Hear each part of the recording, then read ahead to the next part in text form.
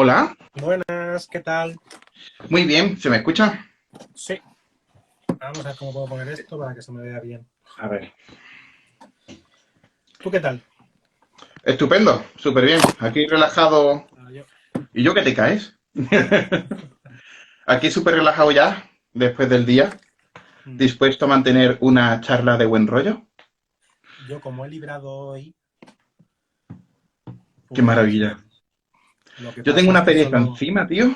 Joder, Yo esta semana solo he librado un día, porque me han cambiado... Normalmente libro lunes y martes, pero me lo han cambiado el lunes este por el viernes 12, así que nada, me toca solo descansar un día. Pero bueno, qué guay. ¿Has podido dormir y descansar? sí, sí, hoy no he hecho nada. Me fui a comer a casa de mi madre, que hizo Ujú. barbacoa, aunque con bastante frío, la verdad. Hostia. Pero bien, la verdad es que bien. He estado investigando el tema de TikTok, ¿vale? Para hacer un directo simultáneo. Ujú. Pero un chico y una chica que amablemente me han invitado a su directo, me han explicado, porque yo soy un poco manco en esto de TikTok, que si la otra persona no puede hacer directos, no se le puede invitar. Entonces, tengo los dos dispositivos al lado, yo estoy emitiendo por TikTok y te escuchan perfectamente. No te ven, pero te escuchan. Vale, vale, estupendo. Es suficiente. Bueno, casi, casi que salen ganando, ¿no? Sin mirarme. Así que No, no lo creo, no lo creo, ¿eh? se centran en mi cálida voz. Muy bien. La verdad es que no sé cómo funciona TikTok, para mí es un universo nuevo. Instagram ya me cuesta porque no sé hacer directo ni nada, esta es la segunda vez que lo hago. Y vengo un poco así a pecho abierto para que me digas de qué vamos a hablar. Hemos siempre dispuesto varias cosillas y no me he preparado nada así mega concentrado, pero como son cositas que nos gustan y que podemos mantener un debate Sí. siempre sano, así que me gustaría que me indicaras más o menos cuál es la línea de Pues, hoy. a ver, nosotros hasta ahora hemos hablado de un poco de política y economía, que son temas muy crispados, muy, Sí, tío. Además, sobre todo cada día más. sí, Pero yo creo que hoy podríamos hablar un poco de teología. vale, es una de las cosas que habíamos dicho. A mí me gustaría sobre todo, porque como estoy en la psicología, aportar, digamos, la visión neuropsicológica de la experiencia de la espiritualidad, de la teología, de lo que es, digamos, el misticismo, ¿no? Y lo escatológico. Entendiendo lo escatológico como la conexión con lo intangible y lo superior, no como aquella otra Sí, acepción, ¿no? Que sí, todo el porque hay mundo... gente que lo Sí, confunde. claro. Este puede ser un debate muy interesante, porque yo no soy practicante ni creyente de ninguna religión ni nada, Mm. y siempre podemos encontrar una zona común en la cual nadie lleve la razón y los dos lleven la razón. Pero es verdad que es un debate eterno entre pragmatismo y lógica contra creencia, fe y dogma, de alguna forma, ¿no? Si quieres, podemos empezar a contar una experiencia personal que he tenido hace muy poquitos días Qué guay. y sacamos conclusiones sobre eso. Yo, a primeros para el ser exacto, el día 11 de octubre, tenía vacaciones y me fui a Roma. En Roma, pues ya sabemos lo que hay, es la cuna de la civilización latina, parte de Grecia, y allí tuve la oportunidad de subir la Santa Escala. ¿Sabes lo que es? Una escalera santa. Exacto. Cuando Jesucristo fue apresado y llevado ante Poncio Pilato para ser juzgado, subió unas escaleras descalzo, y esas escaleras fueron llevadas pieza a pieza de Palestina, de Israel, lo llevaron a Roma y están en una iglesia. Con el paso de los siglos, como estas escaleras se han subido de rodillas, se han subido mucho, las han cubierto de madera, dejando en el centro un huequecito para poder tocar. Porque claro, al final lo que es el mármol, con el paso del tiempo, se va horadando con el frote. Entonces, yo tuve la oportunidad, que la última vez que fui no pude ir porque estaba la iglesia, estaba cerrada por reformas, pero esta última vez pude ir. Está obligado, hay dos escaleras, una que es la Santa Escala y otra normal. Si quieres subir a la capilla, puedes subir por los dos sitios, pero si subes por la Santa, tienes que subir de rodillas. Entonces, si quieres empezamos. Para mí fue muy especial, como creyente, eh, subir por esas escaleras que tienen ese significado, ¿no? Que para la lógica, que es a lo que tú ibas a decir, es una escalera normal y corriente, ¿vale? Para una persona que lo ve y pensándolo en frío, es una escalera normal y corriente, pero todo el sentido y todo el significado que lleva detrás subir esas escaleras, ¿no? Tocar, pisar, bueno, realmente no pisas, pero tocas un, un elemento por donde ha pasado para ti lo más sagrado. ¿Y qué sentiste? ¿Cuál fue la experiencia subjetiva de estar allí y de... Pues yo me emocioné muchísimo. Sí que es cierto que cuando estás subiendo y subes de rodillas, yo con el peso que tengo, supongo que para una persona normal también cuesta, ¿no? Pero para una persona con sobrepeso, pues las rodillas, las piernas, te duele, o sea, es doloroso. Y yo el sentimiento que yo tenía era de decir, bueno, si yo que estoy sano y no he Ujú. pasado por una tortura, ni he pasado la noche en vela, ni me han escupido, ni me han maltratado, ni me han insultado, ni me han... Y yo he subido aquí tan fresco que he dormido en una cama y me duelen las piernas, imagínate a una persona, primero, que siendo quien es, porque es un debate que lo voy a dejar a un lado porque es un debate que da para un directo solo, pero una Es verdad. persona que ha sido torturada y demás, que sube estas escaleras sabiendo que es inocente y que va a ser juzgado y que va y sabe perfectamente cuál va a ser el final, ¿no? Y que sube entero, sube sin ayuda y sube con todos los dolores de toda la noche y de todo esto, y yo puedo subir perfectamente, ¿no? Madre Entonces mía. es una... y tener el honor de pisar por donde he pisado. Eran 28 escalones. Mira, preguntan aquí en TikTok que de qué religión somos. Yo soy católico. Yo no profeso ninguna confesión religiosa. No hay una donde encasillarte, ¿no? No te encasillas en ningún... No, yo me considero espiritual, entendiendo espiritual por una serie de valores metafísicos que me impiden ser fríamente pragmático. No obstante, para mí es necesario siempre el contacto con lo físico y con lo directo para poder corroborar. Es decir, tengo mentalidad científica y no puede ser de otra forma porque estoy en psicología, ¿no?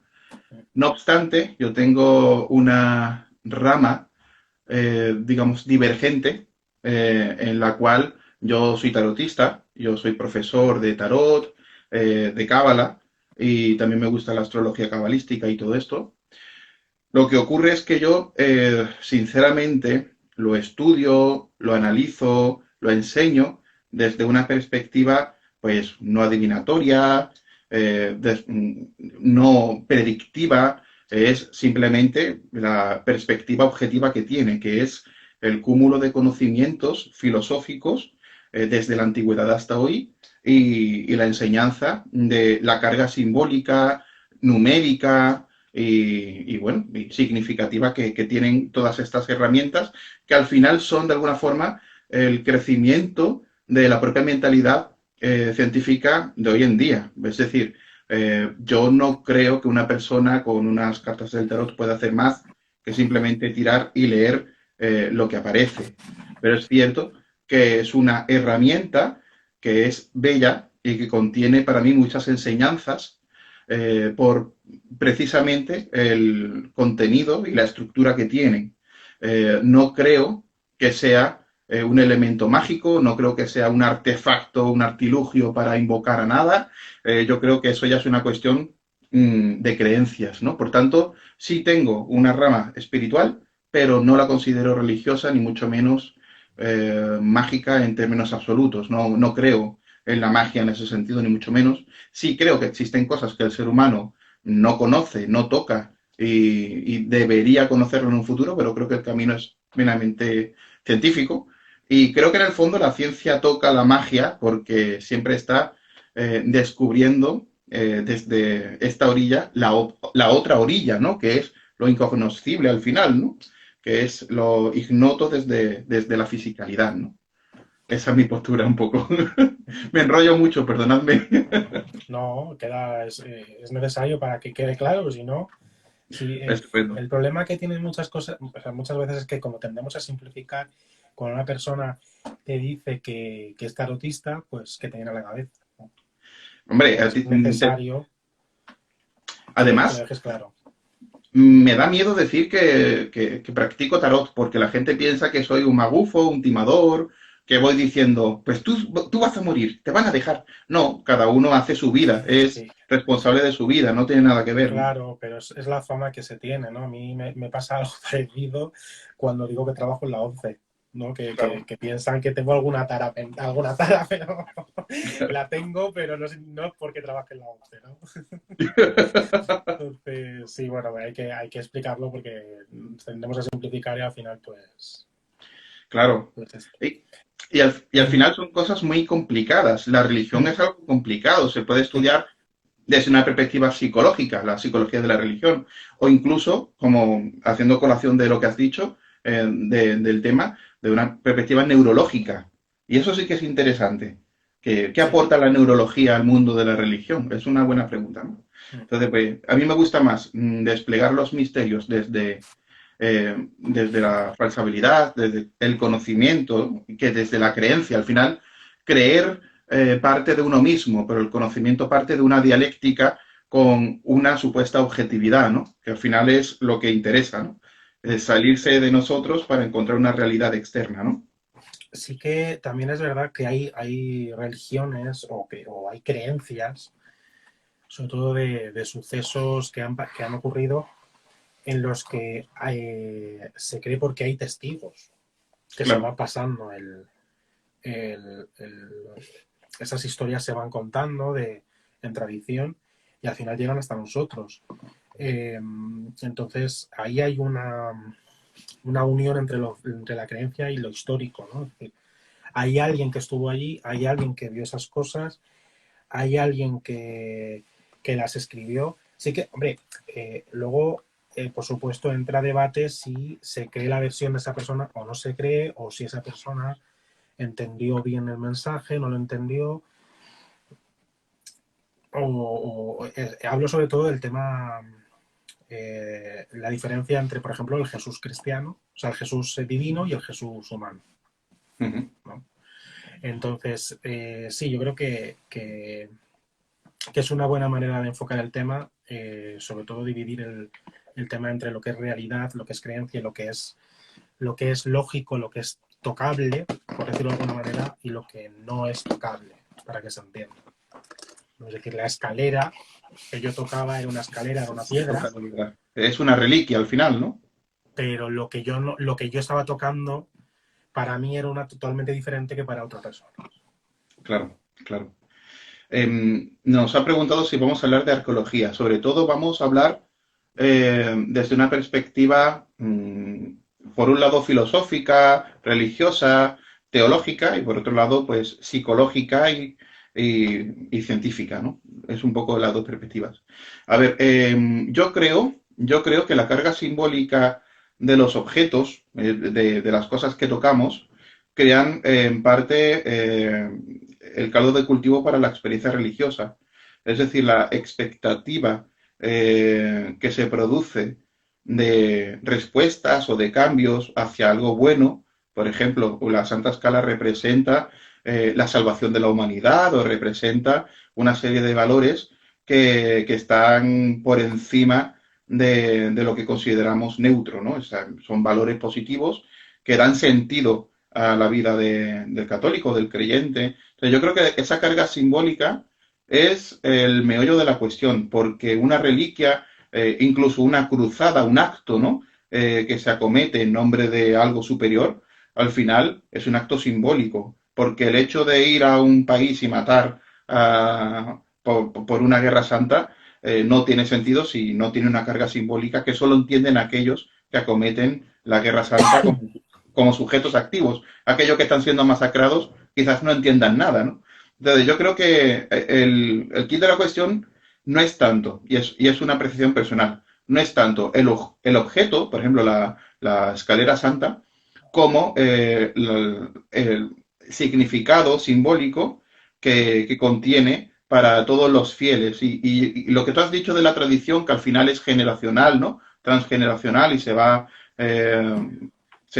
transmitiendo y se va cultivando también una serie de dogmas que se imprimen en textos sagrados, ¿no? Esos textos tienen una carga simbólica también y se construye al final, digamos, una institucionalización a partir de todas aquellas, digamos, todos aquellos objetos y todas aquellas, digamos, acciones digamos, establecen conexiones con lo divino, ¿no? Por ejemplo, rezar es un acto que establece una conexión con lo divino, pero claro, trayendo a colación la neurología, el acto de rezar o el acto de meditar crea descargas neuronales y conexiones concretas que producen respuestas emocionales y respuestas internas.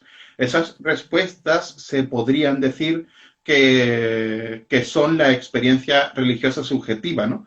Pero claro, yo creo que reducirlo todo al conductismo, ¿no? A una respuesta o a la reactividad interna, también es hacer un poco de trampas. Yo no creo que la experiencia religiosa sea simplemente una liberación neuronal, ¿no? No. Porque Cuando simplemente...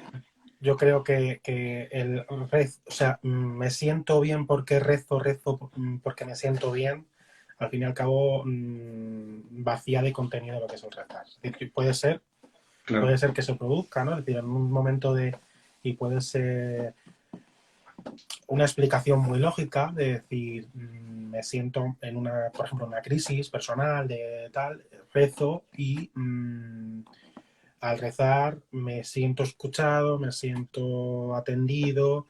Si luego por casualidad esa situación mejora, creo que ha sido gracias a este rezo y se produce ahí una conexión de cuando rezo, ¿no? Se liberan endorfinas positivas y así se crea ese vínculo. Yo Ujú. creo que hay algo más ahí, hay algo más. Es decir, puede que se dé, pero hay algo más de trasfondo.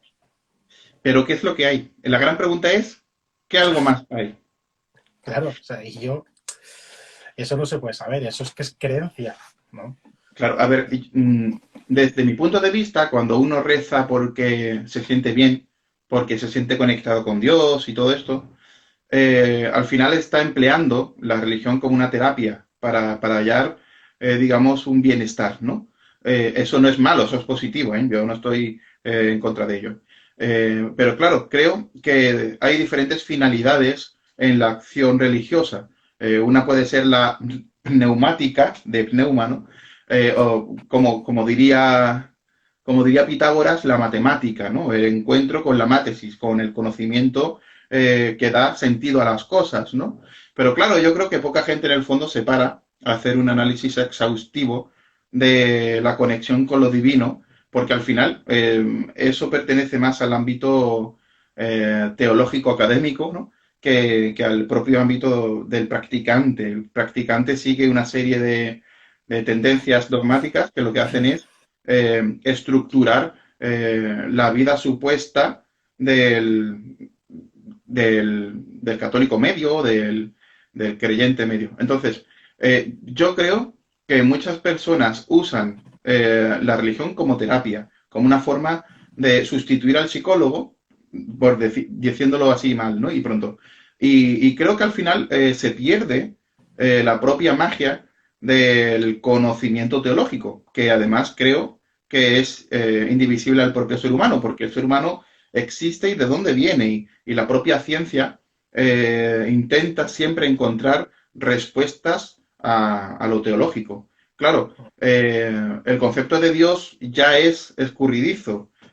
Dios puede venir de Deus, que puede venir de Zeus, que puede venir de primera causa de vida. Pero primera causa de vida no nos vale, porque primera causa, primum mobile, al final tampoco tiene un contenido, digamos, ontológico Decían amplio. un santo, no recuerdo si era San Agustín, no recuerdo. Decía, si crees que entiendes a Dios, es que no lo entiendes nada. O sea, cuando crees que empiezas a comenzar a entender a Dios, es que estás totalmente perdido. Claro.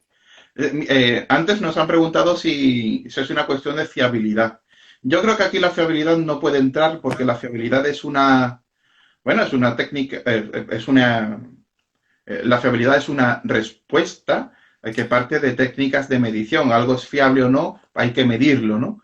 Y no se puede medir el nivel de creencia, no se puede medir tampoco la relación con Dios o la intensidad mística. Es decir, son hechos. Lo que sí se puede medir al final es la respuesta neurológica.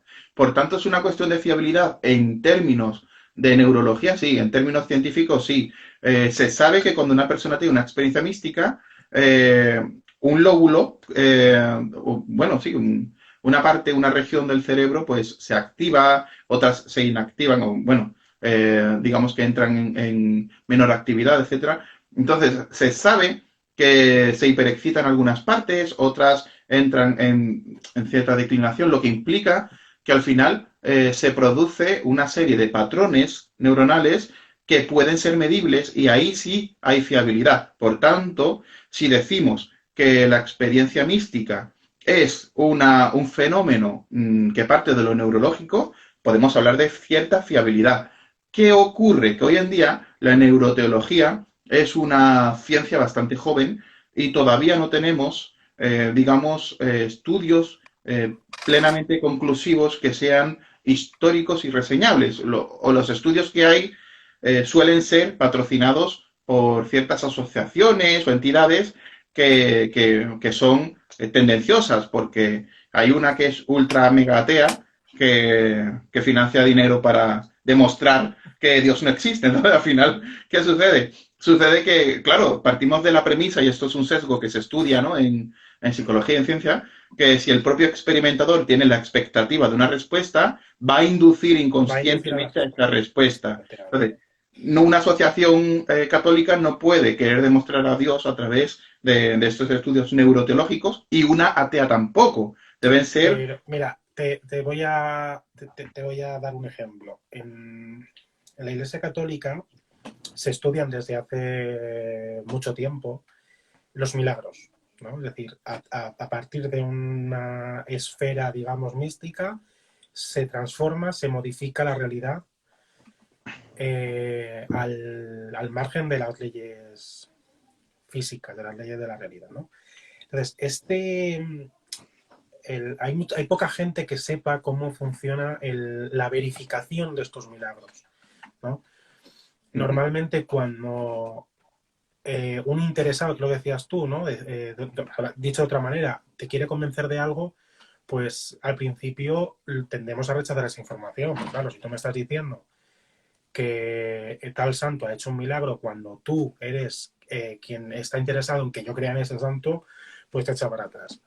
Claro. La iglesia, la iglesia católica, por ejemplo, tiene un sistema para verificar milagros y es muy curioso porque tiene dos equipos totalmente diferentes que no tienen comunicación entre sí. Tiene un equipo A y equipo B. Doble ciego. Exacto. Normalmente estos equipos, el equipo A está formado por especialistas en el campo que se está estudiando, puede ser médico, arqueológico, puede ser bueno, de diferentes disciplinas, y el equipo B, o sea, el equipo A es católico y el equipo B es o ateo o se declara de otra religión, o sea, musulmanes, budistas y otras religiones. No tienen contacto entre sí y tienen que ser verificados por los dos, por el equipo A y por el equipo B, para poder ser declarado milagro realmente. El Wow. último caso que se declaró, no lo he mirado, lo leí por encima, ¿vale? Pero es el que llevó a la beatificación, a la santificación de Juan Pablo II. que es creo que era una chiquilla que tenía una enfermedad terminal, que estaba ya en fase terminal, fue besada por Juan Pablo II en vida. Juan Pablo II rezó porque esta enseguida se curara y se curó. O sea, Wow. los médicos, todas las pruebas, todo daban con que esta persona iba a fallecer, que esta chiquilla iba a fallecer, pero sufrió una recuperación brutal y de hecho la hicieron una entrevista y demás. Entonces, estos dos equipos verificaron las pruebas, hablaron con la familia, con los médicos que trataron, los especialistas que trataron a esta chica, y al final fue verificado. Entonces, ahí puede ser que sea algo neurológico, es decir, la fe, yo no digo que en algunos casos, ¿vale? Sobre todo de personas adultas, la fe lleve a esa recuperación, ¿no? Creer que te vas a curar, te cura, ¿no? Activa ciertas defensas, ciertos mecanismos del cuerpo, tu cerebro, no sé cómo llamarlo, activa esa forma y te curas. Es más difícil en un niño. Es más difícil en un niño activar y que tenga esa fe, ¿no? Claro. Puede ¿Qué edad ser tenía? también. Más o menos, ¿qué edad? ¿4, 5, 7, 8? Por ahí, o sea, podemos buscarlo si quieres en un momento. Vale.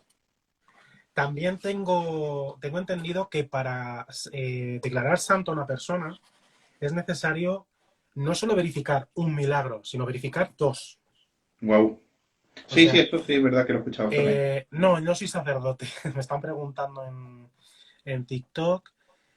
Dice, recién entré, estoy medio perdido. ¿De qué están hablando? Pues estamos hablando de Dios, de los milagros y su relación con lo físico. Voy a buscarlo en un momentito. Sé que son milagros que han sido durante la vida de Juan Pablo II. Han tenido dos casos, se requieren dos. Ujú. Vamos a ver. Es a una chica de 9 años y luego a una monja que le curó el Parkinson. Estamos Wow. hablando de que el Parkinson no se cura, no hay cura, no Eso, existe. eso es muy tocho, ¿eh? Entonces, claro, la monja pues tiene un sesgo ahí, ¿no? O sea, ella es católica, cree, piensa, puede estar predispuesta a ello. Sí, pero ¿cómo puedes generar sustancia negra? O sea, ¿cómo puedes tú restablecer el Sí, equilibrio de tu cerebro de forma mágica? estamos hablando de que el Alzheimer y el Parkinson son Ujú. enfermedades que no tienen cura Neurodegenerativas. porque es genético, es decir, hay un sistema que no procesa una proteína y muere la neurona. Ujú, Entonces, una vez que hay una zona afectada del cerebro que controla el movimiento, está destruida, está destruida. ujú. Claro, y no se recupera. No se recupera. A ver, desde un punto de vista prudencial, desde un punto de vista, digamos, eh, mm,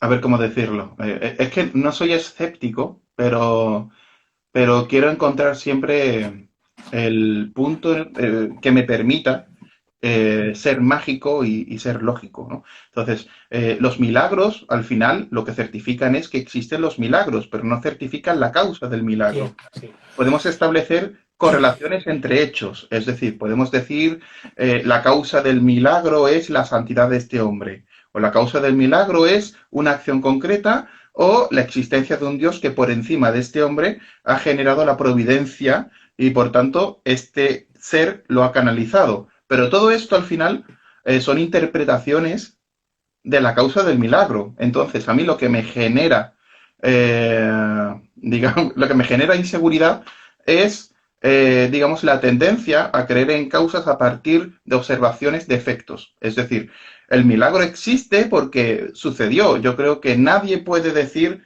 esto no ha existido si está verdaderamente datado.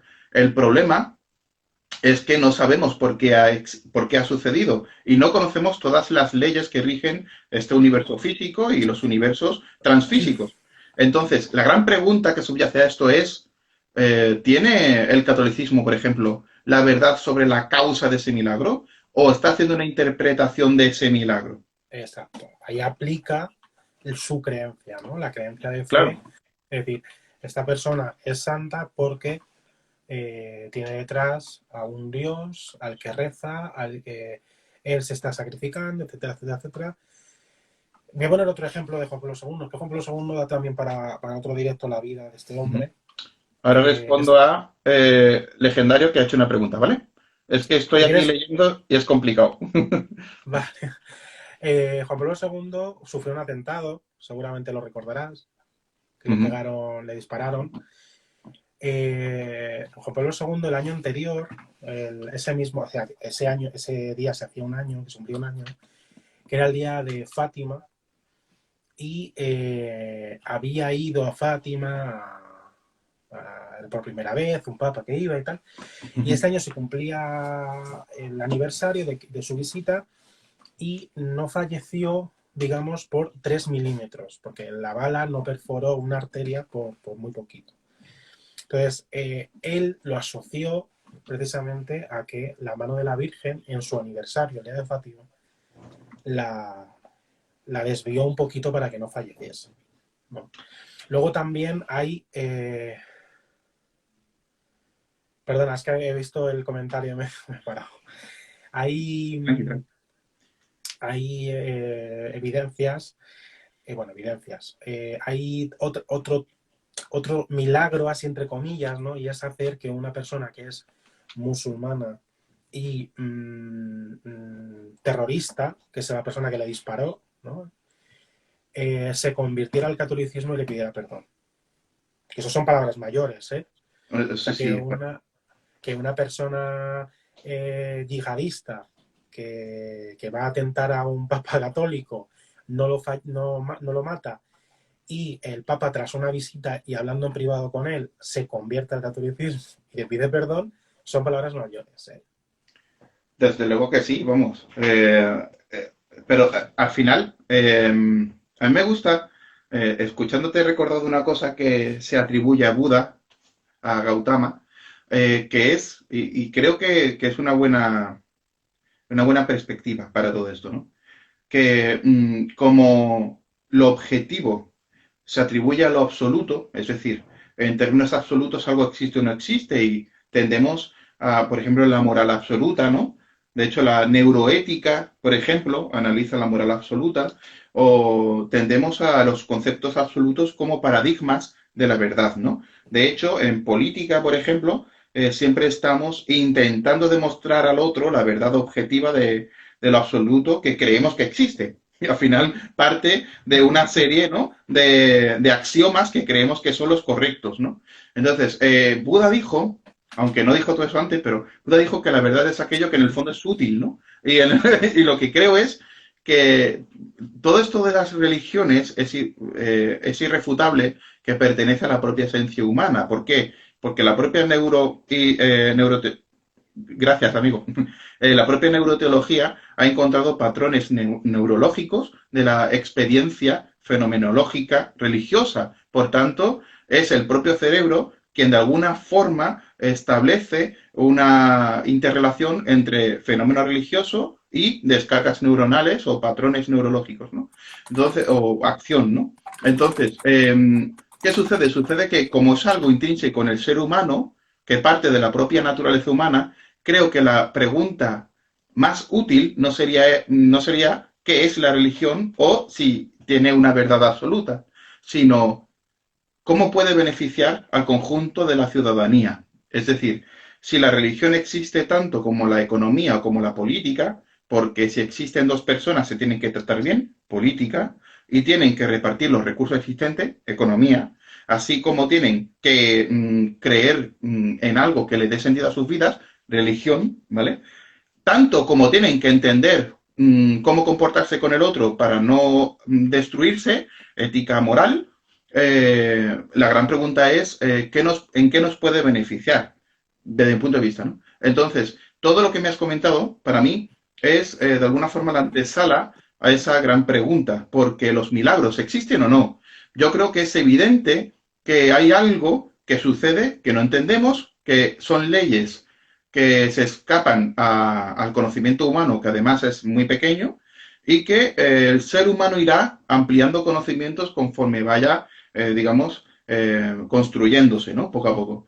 Lo cierto es que atribuirle una causa al final crea una relación basada en la creencia. La creencia no creo que sea útil per se.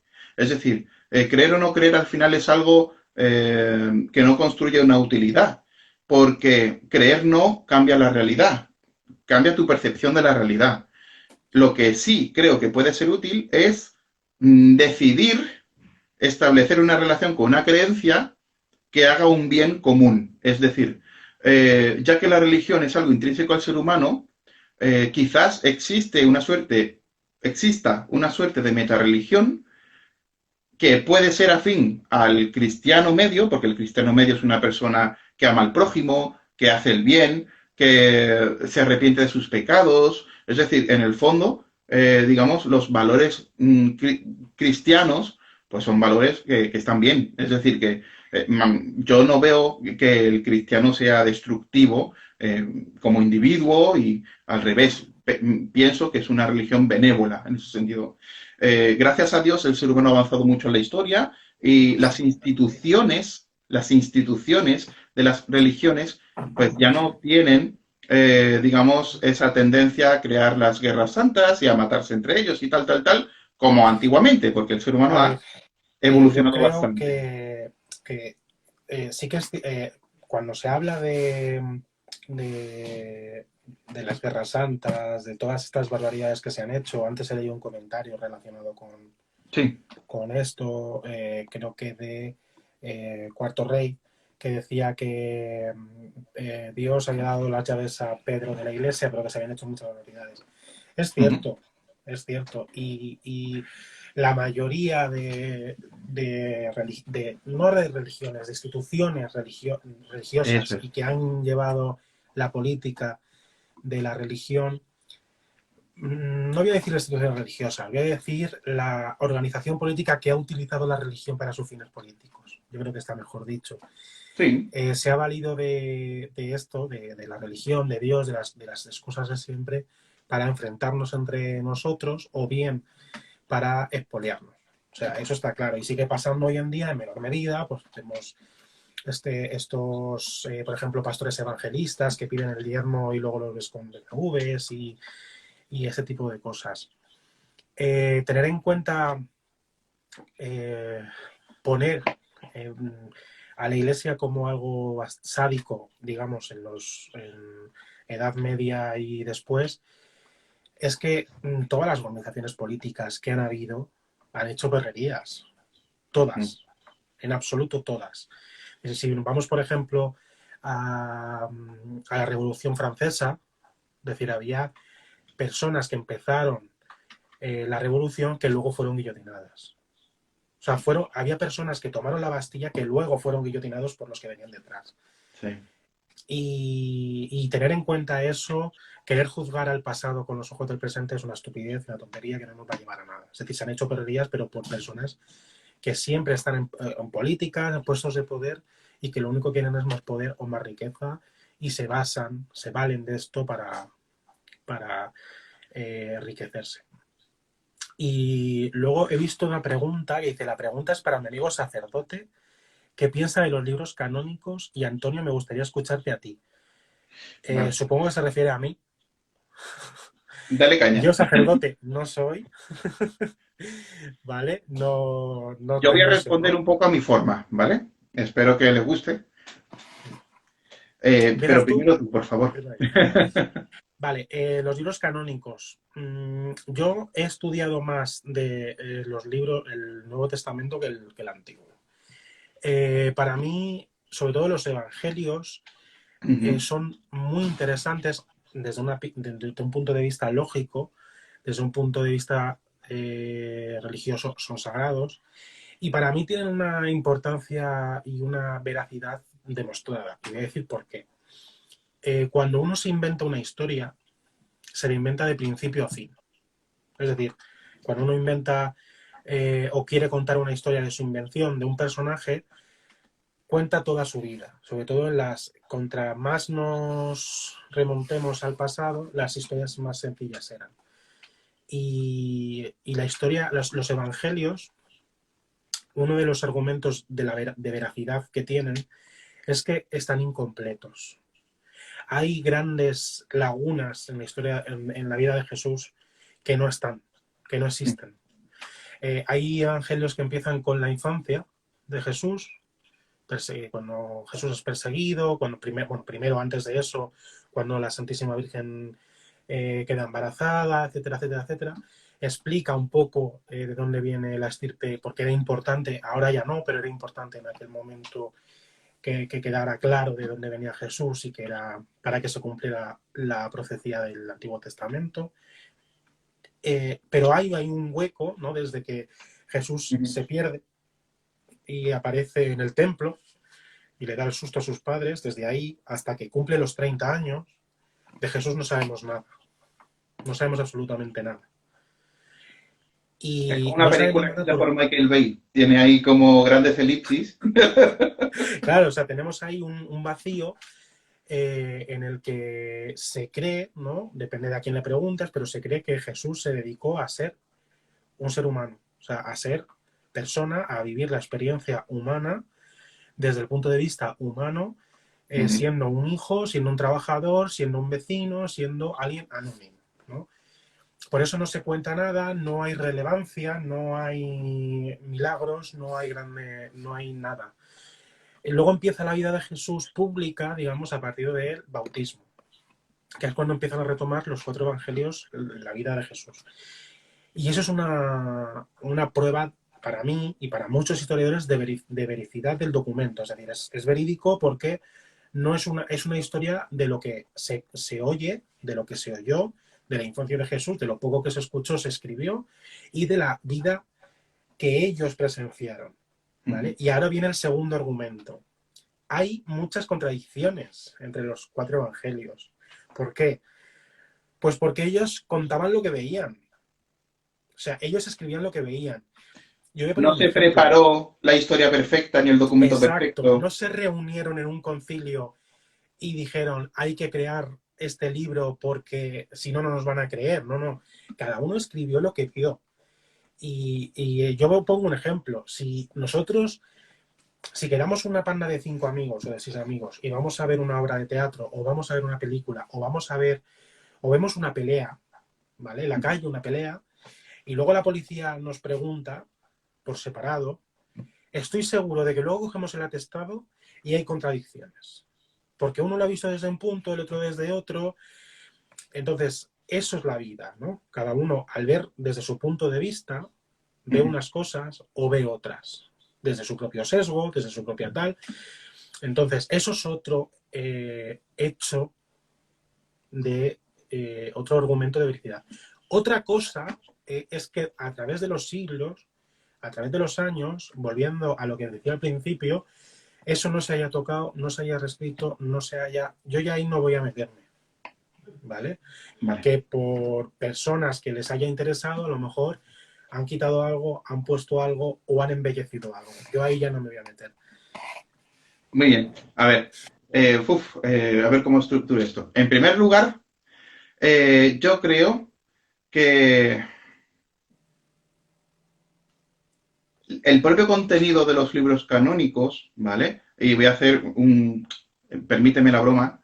El hecho de que exista o no Jesucristo, para mí es una suerte de Jesucristo de Schrödinger. Es decir, existió y no existió a la vez, ¿vale? Entonces, yo creo que hay que tratar, digamos, el Nuevo Testamento, que es donde está Jesucristo, en el Antiguo, ¿no?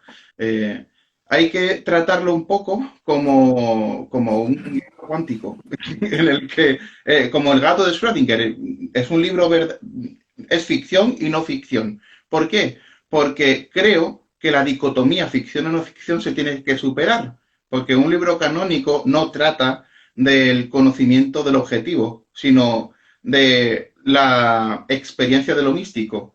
Entonces, por ejemplo, hablando de libros canónicos, yo, por ejemplo, pienso que la Torá o el Pentateuco, el Antiguo Testamento, que en el fondo es lo mismo. No es lo mismo, pero bueno, es el Antiguo Testamento y tal. La Torá, por ejemplo, es un documento mega sagradísimo. Si alguien se mete con él, pues mucha gente se escandaliza y tal.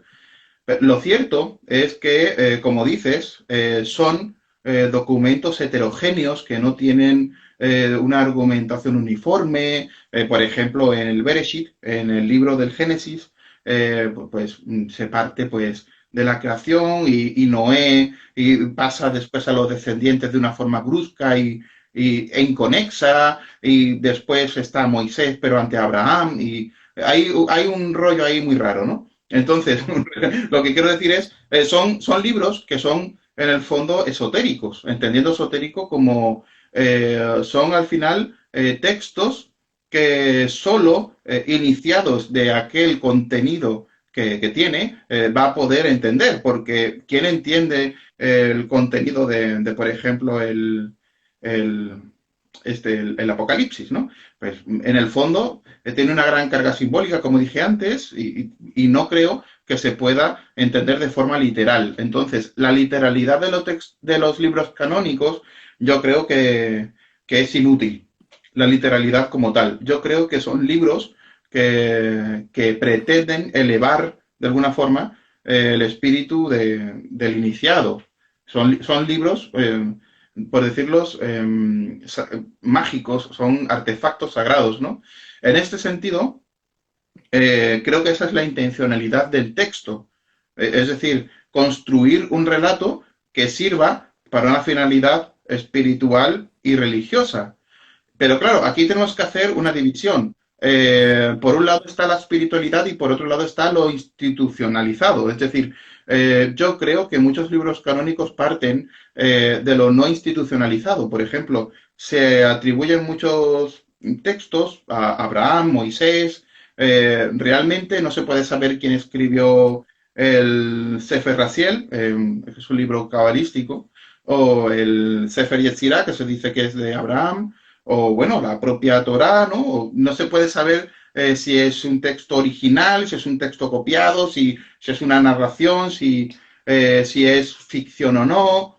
Pero yo creo que todos esos condicionantes son inútiles, porque al final es la propia historia la que ha puesto en su sitio estos libros y la que han dado trascendencia a través de las instituciones humanas. Y yo creo que al final los libros canónicos deben entenderse desde la perspectiva institucionalista, no religiosa, porque al final son elementos de poder para una institución y su legitimación social, porque ese texto, si es canónico, implica que contiene una serie de causas o, bueno, una serie de pretextos para la estructuración de los dogmas de fe y de los preceptos religiosos. Por ejemplo, el Antiguo Testamento tiene una serie de mitzvot, ¿no? Mitzvot significa en hebreo preceptos, bueno, eso podría ser, ¿no? Las mitzvot no es otra cosa de cómo el judío debería ser, que debería comer, que no, al final es una regulación ético-moral del judío estándar, ¿no? Pues este concepto de regulación ético-moral yo creo que es lo que le da sentido al libro canónico. ¿Por qué uno es canónico y otro no? Porque en el fondo la institución considera que el canónico contiene una serie de verdades útiles que el no canónico no contiene. A lo mejor el no canónico contiene una alta, digamos, posibilidad de ser canónico, pero aún así es dicotómico, o es o no es canónico, ni más. Entonces, al Sí, final yo creo que es la historia de la humanidad y la institucionalización de la religión lo que da sentido a los libros canónicos. Más allá de que son documentos que en sí no fueron creados para ello, fueron creados como artefactos mágicos o formas de canalizar verdades espirituales. a ver, en cuanto al hilo que decías, sí que es cierto que depende, o sea, si es canónico o no, depende de la institución que lo haga. Porque, por ejemplo, cuando uno va a mirar la Biblia no hay una sola. Hay gente que no lo sabe, pero Biblia no hay una sola. La Luego uno va a encontrar la Vulgata, Biblia, Reina Valera, exacto, la de Jerusalén, o sea, hay muchísimas, ¿no? Y y dependiendo de la algunas Biblia que que son súper compres, bonitas, además. te vas a encontrar o unos libros o otros. Te vas a encontrar unos que están fuera, otros que están Muchas dentro. gracias, Alejandro. Mm. Es Entonces, que tengo que aprender a llevar los comentarios con la plática, ¿sabes? ya, ya, ya, ya. Entonces, sí, pues depende también de esto, de la institución que lo haga, qué libros quiere dejar fuera, qué libros quiere meter. En el caso, por ejemplo, de las Biblias utilizadas por las nuevas, no sé cómo decirlo, no voy a decir palabras despectivas, ¿no? Pero las nuevas Estamos entre amigos, tú di lo que corrientes te dé la gana. cristianas, pues quitan libros, digamos, que vayan en el sentido de santificar a Jesús, ¿no? Porque Que generen incertidumbre en el claro, núcleo de la fe. que lo dejen así un poquito en un Jesús de Rodinger, pero en otros sentidos, ¿no? Que ni era Dios, ni era hombre, era una especie así de ángel medio divino, medio no. Que por cierto, ahora que antes estaba buscando, cuando estaba tecleando, estaba buscando una frase que me he recordado lo que estabas diciendo tú, al hilo de lo neurológico, ¿no? De los milagros pueden ser neurológicos, pueden ser algo que ocurre químicamente en el cerebro, ¿no? ¿A ti te gusta Harry Potter? Me vais a matar, es que no me gusta. A ver, está guay, me gusta, me he visto todas las pelis, he picoteado los libros, pero no conecto, no soy fan, no conecto como la gente suele conectar. No sé por qué, sé que está guay, sé que mola, pero no soy fan, A ver, yo lo asocio a que he crecido con Harry. ¿vale? Porque yo cuando salió la primera película tenía 10 años. Entonces, Harry tenía 10 años y cuando salió la segunda yo tenía 11 y Harry tenía 11, 12 y así Hostia, hasta no la jodas, última. qué guapo, ¿no? Claro, claro, entonces yo fui creciendo con él y cuando cumplí los 18 años se acabó Harry Potter. Claro. Entonces yo conecto con él pues porque ha sido todos los años creciendo con él. Pero bueno, volviendo al tema. Hay A una mí frase. mi novio es fan de Harry Potter a saco, súper fan. De hecho, tenemos aquí, mira, tenemos aquí los libros. Uy, que cada Navidad cae uno. Ilustrados, ¿vale? Y Sí, tiene sí, ya sí. 4 o 5, vamos. Estamos poquito a poco, ¿eh? Que tenemos los libros no ilustrados y los ilustrados y demás. Y, y me dice, tío, porque él se mete mucho conmigo cuando no soy friki en algo, ¿no? Es que eres un hater de Harry Potter y tal. Y no soy hater para nada, al revés, me gusta y tal. Digo, no, tío, lo que pasa es que cuando salió Harry Potter yo ya era mayor y ya no estaba en ese rollo, ¿no? Y claro, después empecé a mirar y yo era un niño. Entonces dije, ¿qué pasaba en mi cabeza para que yo cuando saliera Harry Potter yo dijera, esto es de niño? O sea, es decir, que en el fondo es un prejuicio que yo ya tenía de niño Que por y, cierto, quien sepa algo de historia y se vea Harry Potter, no puede evitar encontrar el nazismo en las páginas, ¿eh? hostia, qué chungo, ¿no? O sea, ¿no la has sacado tú El esa, nazismo. esa similitud? Hombre, Hombre, yo un golpe sí, de, claro, un golpe de pero Estado en el ministerio, un racismo contra los que no son magos de pura sangre, claro, no claro, pueden sí, sí, sí. estudiar. O sea, Pues sí, hay sí, ahí sí. un tal. Pero Una bueno, hay una tendencia frase, totalitarista, claro. claro, volviendo a lo que estamos hablando, hay Pero una esos son todos frase, los nacionalismos, ¿eh? O sea, es decir, los nacionalismos totalitaristas cultivan, por ejemplo, el comienzo del PNV con Sabino Arana y demás, bueno, hablaban de la sí, raza, ¿no? Tedita. Entonces, era la época, el siglo XIX, no estoy diciendo nada malo de nadie, ¿no? Pero claro, al final era, nosotros somos puros, somos razas puras y vosotros no. Y el Claro. rollo ese estaba en toda Europa. Entonces, al final, es la Pues ahí tendencia. está, en Harry Potter está. Es decir, sí que es cierto que yo creo que cuando empezó el primer libro, segundo libro, no, esa idea no la tenía la autora, pero Ujú. conforme fue sacando libros está clarísimo. Es decir, hay un golpe de estado de un tío que piensa que solo hay ciertas personas de la sociedad que pueden tener el poder y que pueden tener derechos y al resto no les dejan ni estudiar ni vivir. Es decir, es que ya no solo estudiar, es que ni vivir. Joder, qué Y cabrón. ahí, claro, o sea, ahí lo tienes que ver desde ese prisma. Y para un niño, si va creciendo y le vas explicando las similitudes con la historia, Harry Potter es más enriquecedor de lo que parece. Pero bueno, volviendo a lo que yo te quería comentar, hay una frase ya en el final de Harry Potter, no creo que si hay alguien que no ha visto Harry Potter, lo siento mucho Alerta spoiler. por el spoiler, ¿vale? Pero ahí cuando Harry Potter fallece, ¿no? Que es alcanzado por que se sacrifica y aparece Dumbledore. No sé si recuerdas esta parte de la película, que aparece ¿Pero Dumbledore. Harry Potter muere? Hostia, tío. Continúa. A ver, Harry Potter, al final de la película pasa que fallece, o sea, se le ve como en una estación de tren Ujú. y ve llegar andando a Dumbledore, que había muerto en la película anterior, y tiene una conversación entre los dos. Y lo que le va a decir Dumbledore a Harry es que él puede decidir si seguir muerto o regresar a volver a vivir. Y cuando ya se están despidiendo, he buscado la cita porque la recuerdo vagamente, aunque soy muy friki, me sé los diálogos, pero esto no me lo acordaba. Y le decía, dice, cuando se está yendo, le pregunta, profesor, ¿todo esto es real o solo está pasando en mi cabeza? Eso al hilo de lo que decías tú de, Qué ¿es un potente. milagro de verdad o es algo que... Y le contesta Dumbledore, pues claro que está pasando en tu cabeza, Harry, pero eso quiere decir que no sea real y se despierta, ¿no? Entonces, yo creo que resume muy bien el tema este, es decir, puede que sea parte de el mecanismo del milagro, el mecanismo de esto, sea algo que se desencadena, perdón, a nivel neurológico, a nivel de la cabeza, pero tampoco sabemos la causa de ese desencadenante, ¿no? Hay otro nivel detrás.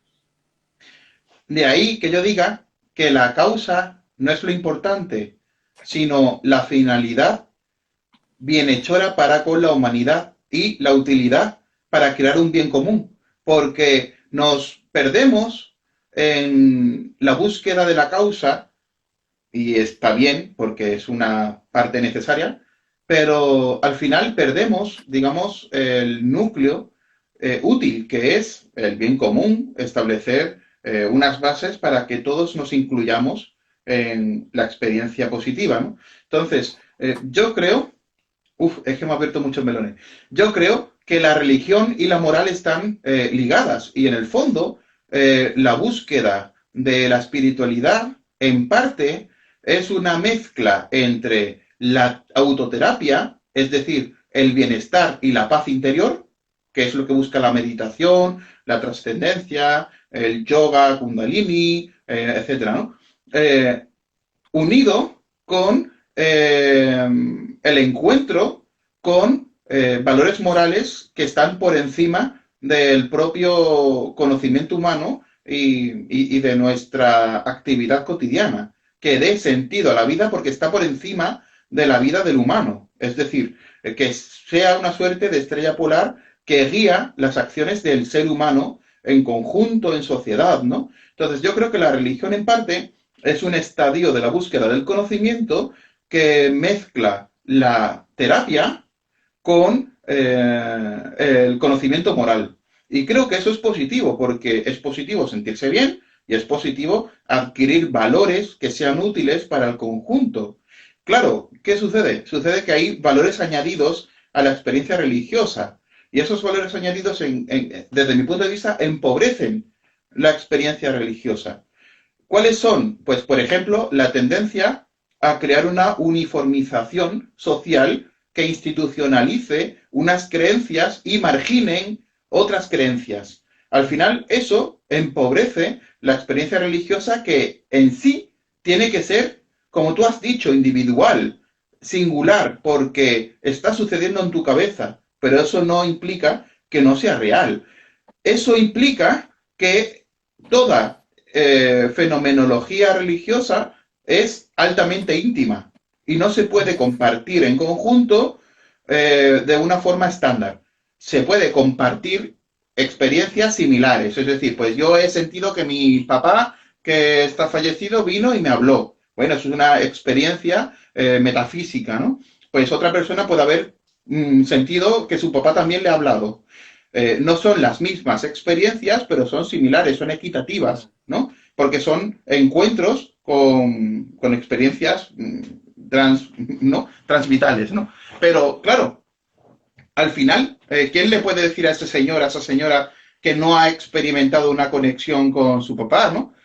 Nadie puede decir eso. ¿Por qué? Porque es real, en su cabeza es real, y que sea subjetivo no implica que sea mentira, porque solemos confundir lo real con lo objetivo. Hay hechos objetivos que no son reales y hay hechos subjetivos que son mentiras, pero creo que son dos variables diferentes. Algo puede ser subjetivo y objetivo y algo puede ser verdadero o falso.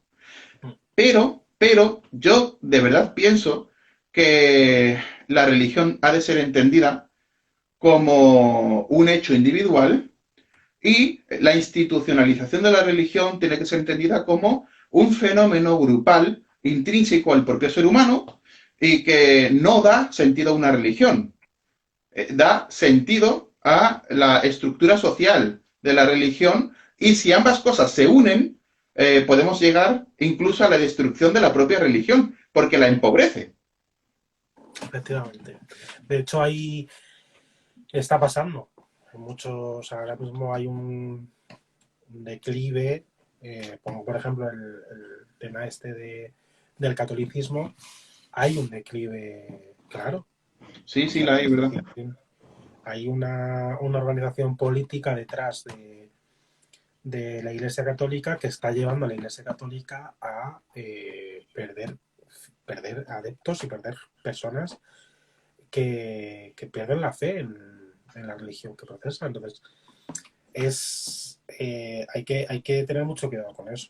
Hay que tener mucho cuidado en el tema de decir, coger tus creencias y llevarlas a dogma y pasar por encima muchas de estas cosas de las que estamos hablando. Quería preguntarte, bueno, aunque yo creo que esto, no sé si dejarlo para otro programa, porque esto es como arquetipo de ejemplo brutal de la unión entre lo terreno y lo místico. ¿Tú dirías que es Jesucristo el mayor exponente de esto? Define esto. O sea, antes de eso, un segundo. Unión entre Alejandro ha dicho que escribe lo físico y lo místico, ¿no? El Jesús católico, el ejemplo más brutal que hay. ¿Conoces algún otro ejemplo de otra religión que sea más explícito en esto? A ver, antes de nada, ha dicho Alejandro que nos escribe desde Viña del Mar, ¿vale? Estoy intentando... Ay, es que a mí no me están saliendo los comentarios. Sí, es que a mí me salen los de Instagram y a ti los de TikTok. Entonces estamos no, aquí... A ver, en teoría, yo me he quedado en Cuarto Rey, que dice, se convirtió en carne y sangre y no creo en las religiones, sin Dios. Pero ya no me sale... Vale. A ver, Alejandro me ha preguntado de qué religión soy. No profeso ninguna confesión religiosa, no soy de ninguna religión. Sí tengo una profunda, digamos, una profunda dimensión espiritual, pero no lo asocio a una experiencia religiosa o a la religiosidad. Lo asocio a la curiosidad metafísica per se, ¿no? Y creo que muchas personas que no son religiosas tienen esa curiosidad metafísica que se asocia con lo espiritual como una forma de entender que simplemente la vida no es aquella cosa aburrida que sucede entre sueldo y sueldo, ¿no? Al final es una tendencia a buscar un sentido de la vida que nos lleva, por ejemplo, a entusiasmarnos con cosas como la física cuántica, que para mí es algo bastante metafísico en el fondo, ¿no? Porque va más allá de las propias leyes que entendemos como estándares, ¿no? He estado en Viña del Mar, te saludo Alejandro, he estado allí, me encanta. y a ver si vuelvo a Chile algún día. Me parece Viña del Mar un lugar maravilloso. Me gusta mucho Valparaíso, toda esa zona. Así que te saludo desde España. Yo estoy aquí en Alcalá de Guadaira, Sevilla. A ver, Yo en Alcalá de Henares, estamos en las dos Alcalás. ¡ey! Las dos Alcalás, las Claro. Alcalás que más molan de toda España, la verdad. Bueno, quitando Alcalá de los Azules, que estaría en segunda posición, ¿vale? Que mola un montón. A ver, yo creo que Jesucristo es para nosotros el paradigma del profeta. Yo no diría que es el más grande porque eso sería cuantitativo, es decir, sería al final comparativo. Y bueno, y ahí está Mahoma, ¿no? Pisándole los talones. Y hay una serie de. Está Gilgamesh, hay una serie de héroes, ¿no? Yo Que. me refería al punto, o sea, desde el punto de vista católico, ¿eh? O sea, no. Claro. Desde el punto de vista católico, digamos que Jesús, porque claro, Jesús, cuando uno dice Jesús, pues me depende de quién me lo diga, ¿no? Ujú. Pues si me lo dice una persona que es un mormón, pues Jesús es una persona. Y si me lo dice un evangelista es otra, y si me lo dice un anglicano es otra, y si me lo dice un católico, son personas totalmente diferentes. Porque hay personas, o sea, la naturaleza de un ser es que lo define, no su nombre. Claro. Entonces, para un católico, Jesús es Dios, que es hombre y es Dios, en una sola persona, ¿no? Crack. Entonces, es la unión de estas dos cosas. Ujú. La unión de lo terreno y lo divino. Ujú. Entonces, yo creo que primero, es un escándalo, porque no hay una cosa igual en ninguna otra religión del mundo. Y es el arquetipo, desde mi punto de vista, de este ejemplo, ¿no? El ejemplo de hecho, en teología, el ejemplo para explicar a Jesús es una mariposa. Y dibujan una mariposa con una ala cerrada, una ala totalmente cerrada, y la otra totalmente abierta, con dos líneas que acaban en el folio, dando a entender que es infinita. Entonces, Wow. una de las partes es la parte humana, que es finita, que es como tú y como yo, y la otra parte queda abierta porque es infinita. Las dos alas haciendo un mismo ser, complementando un mismo ser, y sin una parte dejaría de ser lo que es, porque no sería el todo, ¿no? Ujú. Entonces, yo creo que ese arquetipo es el ejemplo que yo conozco, porque sí que es cierto que hay religiones que se te escapan, de la unión entre lo divino y lo humano, ¿no? Esa doble naturaleza. A ver, sí es cierto que la figura de Jesucristo es única y no se puede correlacionar con ninguna otra de las religiones ni abrahámicas ni no abrahámicas, ¿no? Creo yo. Pero el concepto, por ejemplo, de sustanciar lo divino con lo terrenal va oscilando desde milenios. Por ejemplo, antes de la estructuración del judaísmo ya se hablaba del Arihampin y del Zairampin. El Zairampin sería la mente pequeña que tiene todo ser humano, que es limitada y que pertenece a la naturaleza física. Y el Arihampin es la parte divina de todo ser humano, que se asocia con la conexión con lo divino que todos tenemos por el mero hecho de ser supuestamente hijos de Dios, ¿no? O del Creador, ¿no?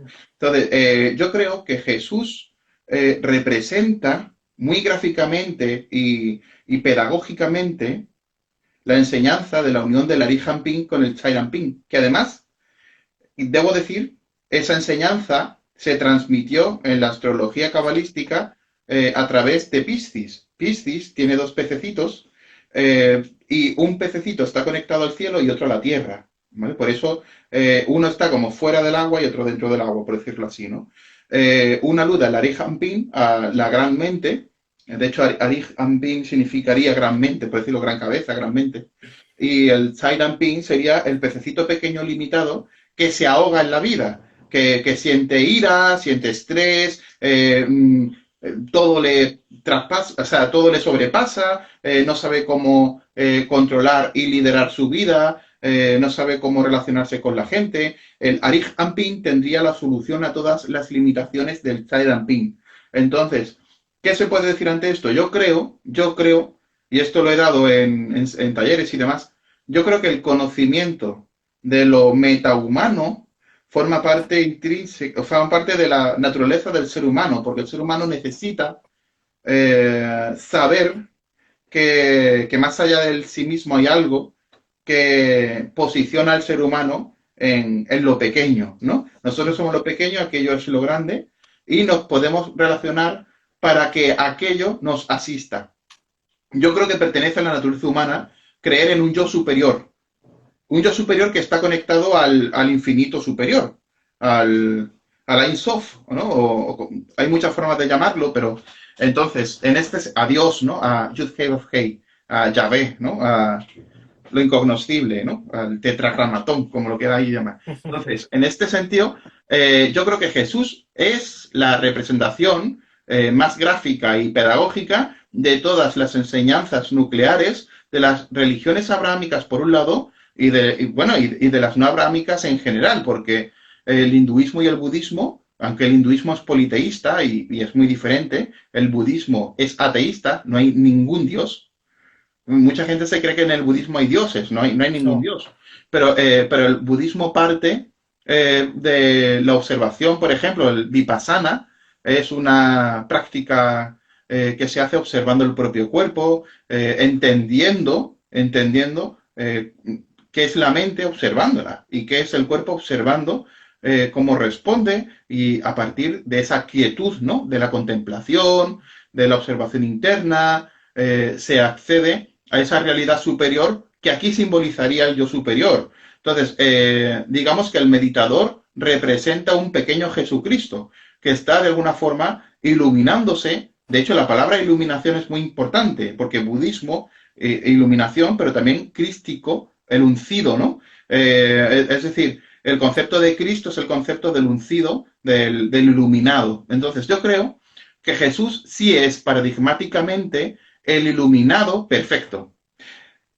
Ahora, Mahoma no lo es. ¿Por qué? Porque Mahoma eh, escribió el libro este, que no me sale, el Corán, Corán.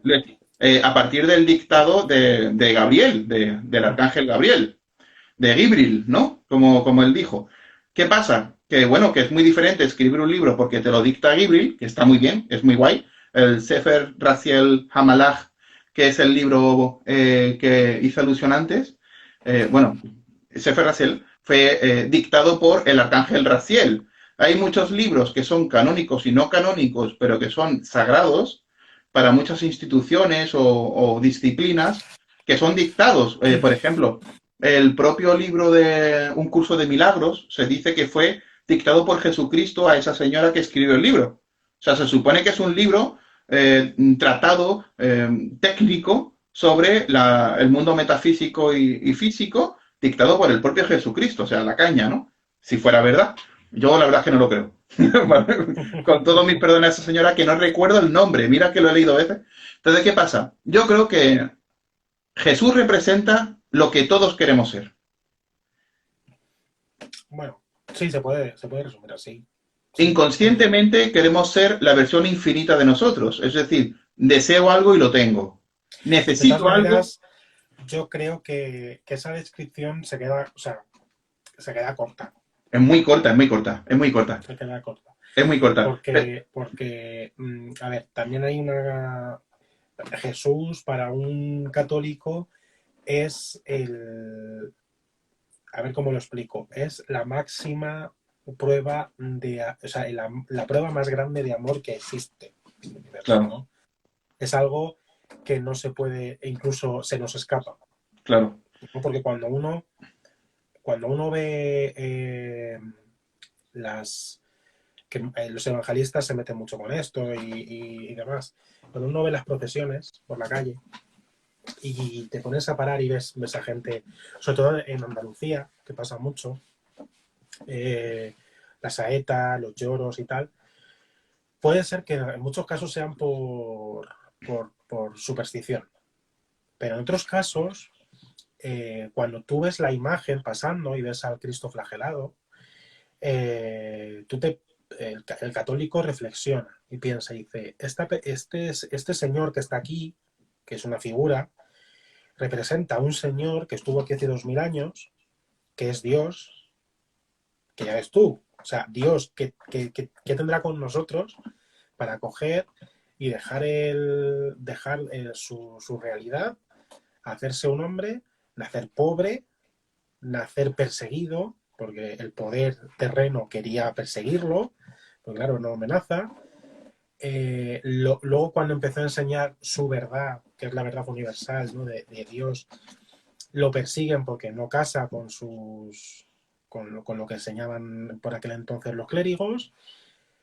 Tiene un amigo que, como no es el Mesías político que quiere, que Judas lo que quería era que el Mesías liberara la provincia de Roma, y como no lo hace, lo vende.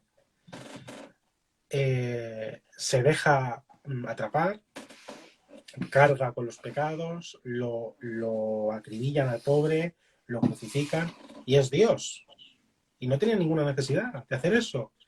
Y está aquí pasando frío, pasando calor, trabajando, tal.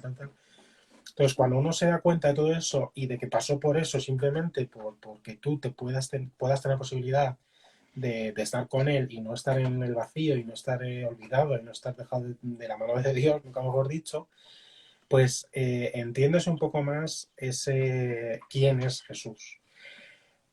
Eso te lo digo porque me da coraje, en algunos casos, que se diga las religiones abrahámicas y se metan a todas las religiones en el mismo saco. No, bueno, las que No en parten el mismo saco, a ver, son iguales en el sentido de que todas merecen el judaísmo, mismo respeto, islamismo pero y cristianismo. hay unas grandes diferencias brutales entre el Bueno, judaísmo, el islam y el catolicismo, brutales. Porque cuando se dice el Dios de Abraham, tendemos a pensar que es el mismo Dios. no, de hecho, ¿conoces el yahaísmo o el yavismo? No. De hecho es Abraham, a ver, ¿cómo decirlo? Sin ofender a nadie, que esto es un tema complicado. Antes del judaísmo se practicaba una serie de cultos con sacrificios y ritualística compleja y tal, a muchos dioses, y uno de ellos era Yahvé. Entonces el yavismo tomó fuerza en la antigüedad, en el próximo Oriente Antiguo, y empezaron a establecerse mecanismos hacia el judaísmo, hacia una estandarización del monoteísmo, ¿no? Pero al principio el monoteísmo no era tal y como está configurado hoy en día. Eh, el Dios de Abraham no tiene nada que ver con el Dios católico, porque el catolicismo es un Claro, ni con producto. el Dios musulmán, ni con. O sea, cuando se Claro, dice las religiones que salen de Abraham, pues es un error. O sea, sí que es cierto que comparte es una a tipología Abraham, histórica, no es claro, otra a cosa. Abraham, pero es un error para las personas que no tal entender que es el mismo Dios. En No, no, no. absoluto, porque volvemos a lo que yo decía antes, la naturaleza de un ser es lo que lo define, no el nombre. Entonces, cuando uno compara lo que se dice del Dios cristiano y lo que se dice del Dios musulmán, se dan cuenta de que son seres totalmente diferentes. Totalmente. Claro, pero eso ya son debates teológicos.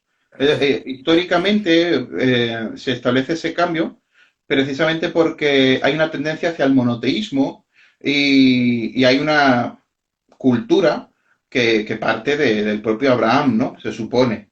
Entonces, se establece una dicotomía muy fuerte entre, por ejemplo, las tendencias politeístas y monoteístas. Y se emplea esa tipología para entender un poco cuáles son los rasgos más vagos y más amplios de esas religiones que proceden del próximo Oriente Antiguo y que se han, digamos, extendido a Occidente. Es simplemente por eso. Pero realmente el contenido teológico es radicalmente diferente porque son religiones diferentes. Un musulmán no es católico. O sea, y es más, un evangelista no es mormón. Es decir, y un Exacto. protestante no es calvinista. O sea, que no tiene nada que ver. tenemos aquí lo mismo. A través de TikTok hemos conseguido un matrimonio, ¿eh?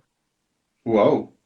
O sea, tenemos a un chico, se llama Sergio Collado, Ujú. que me ha propuesto matrimonio. Yo, desgraciadamente, estaba hablando contigo y no le he hecho caso, ¿eh? Y yo me podía haber casado, Tío, no se me he te pasan las casado. mejores, tío. Y, claro, ha venido Rubén y le ha dicho privado, o sea, en plan, te abro privado, A ¿no? mí nadie me ha pedido matrimonio. Y Sergio le ha dicho que si, o Rubén, que si quiere casarse con él. Pues como yo no le he hecho caso, ahora Rubén y Sergio se van a casar y yo he perdido la oportunidad. Tío, sabotea, Por lo sabotea menos este matrimonio ya. que nos inviten a la boda, ¿no?